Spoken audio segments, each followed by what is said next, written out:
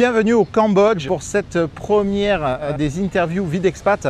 Le principe de ces petites interviews, c'est qu'on va poser les 12 mêmes questions, toujours, à des expatriés français dans les différents pays que nous allons visiter, tout simplement. Donc on commence au Cambodge avec Nina. Nina qui vit à Siem Reap depuis un petit moment déjà. Nina a une chaîne YouTube qui s'appelle « J'irai poser ma valise au Cambodge » que je vous invite à aller voir. De toute façon, on la mettra dans le lien de la description. Elle donne tout un tas d'informations pratiques et utiles. Voilà, je vous laisserai aller voir tout ça. Et donc le principe de ces interviews, c'est chacun dit ce qu'il veut, comme il le ressent. Il n'y a pas de règles. Ça peut prendre 5 minutes, 10 minutes, 20 minutes, peu importe. On commence tout de suite avec l'interview de Nina. Bonjour, je m'appelle Nina. J'habitais dans le sud de la France sur les hauteurs de Cannes jusqu'à juin dernier. Et je suis dorénavant résidente à Siem Reap au Cambodge. Je suis à la fois professeure d'anglais et français, mais pour adultes en entreprise, et hypnothérapeute. C'est ce que je faisais en France ces 10 dernières années, c'est ce que je fais ici également à Siem Reap.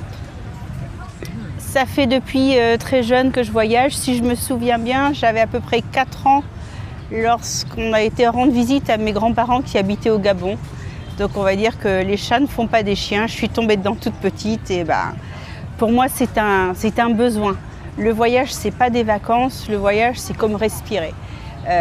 Quand on a envie que ça dure, on s'expatrie tout simplement. Mais ça faisait 10 ans que je disais qu'un jour, je prendrais ma retraite en Asie. C'est arrivé un petit peu plus tôt, c'est tout. Alors, je voulais vraiment quitter la France. Donc, j'ai fait un périple de 5 mois avant de décider dans quel pays j'allais habiter.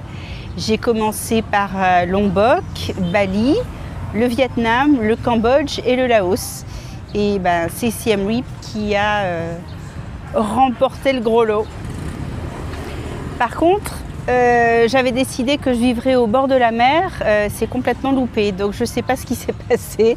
J'ai été attirée comme un aimant ici à Siem Reap et je ne peux toujours pas dire pourquoi.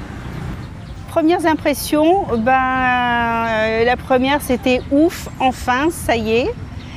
Et tout de suite très à l'aise, je me suis sentie à ma place parce que je pense qu'en France, en fait, je ne me suis jamais vraiment sentie à ma place. Le vrai défi, ça a été de monter ma société, mais tout a été très simple en fait parce que j'ai pu compter sur l'aide d'un ami qui est propriétaire d'un hôtel ici, qui est Khmer, qui a plein d'amis d'enfance dans l'administration, qui m'a fait tous les papiers tout de suite, ça a été très facile. Je pensais qu'il y aurait eu beaucoup plus d'obstacles. Non. J'ai mis à peu près 5 semaines. Ça a été très rapide. Je pense que ça s'est fait tout seul, naturellement. J'avais déjà 2-3 têtes familières que j'avais rencontrées avant, quand j'étais en vacances, qui étaient toujours là quand je suis revenue. Et j'ai rencontré des gens par le biais du yoga, d'activités que je faisais. Ça s'est fait naturellement. Je n'ai pas cherché à tout prix à rencontrer des gens. Alors, c'est pas propre au Cambodge, c'est propre à l'Asie. C'est l'incapacité aux gens de dire non. Ils vont éviter, zigzaguer pour éviter de dire non. Et c'est le seul truc qui, quand on n'a pas l'habitude, peut être un peu déroutant. Mais en fait, maintenant, on arrive à le lire sur eux qui sont en train d'essayer de zigzaguer. Voilà. Avec WhatsApp, c'est très simple. J'avais 19 ans quand j'habitais aux États-Unis, donc c'était en 93-95. J'appelais en PCV une fois par mois, ça coûtait horriblement cher, il n'y avait pas Internet. On se débrouillait très bien, donc maintenant, il n'y a rien de plus facile. Je n'y vois que des avantages, donc je ne peux pas parler d'inconvénients. Mais le seul hic, je pense, pour nous qui avons l'habitude d'avoir des bons soins médicaux, c'est qu'ici, au point de vue médical, c'est vraiment pas ça. Il vaut mieux aller sur la Thaïlande. Donc ce serait le seul moins.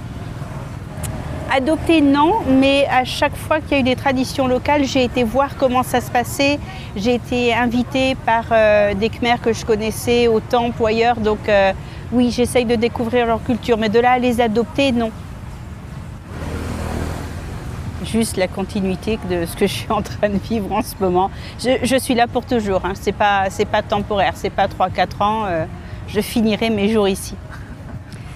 Alors c'est difficile parce que je pense être un cas à part. Je ne sais pas si c'est possible de venir habiter ici sans parler anglais.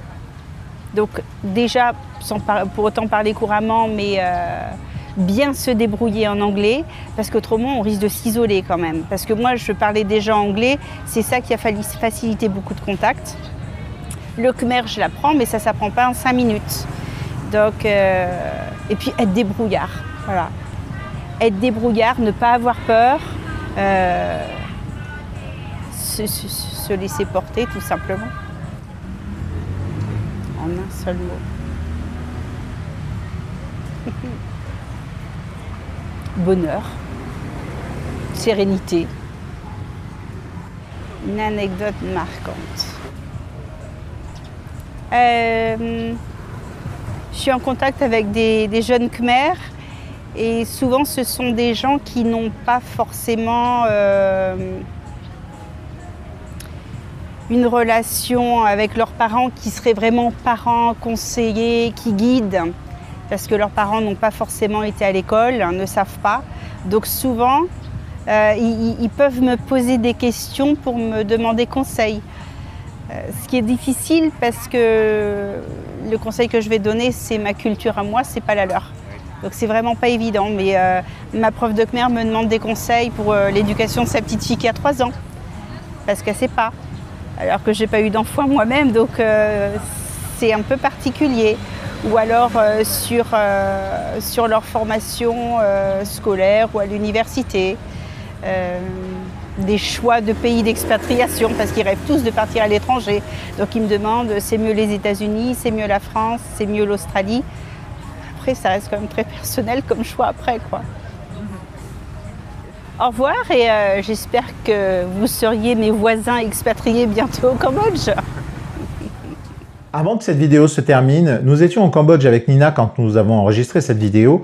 Nous avons fait la connaissance de Kana. Kana est un jeune homme que Nina soutient au travers d'une cagnotte Litchi. Ce jeune homme a une histoire très émouvante. Ça nous a touché, Lilou et moi aussi. Nous avons d'ailleurs participé à cette cagnotte.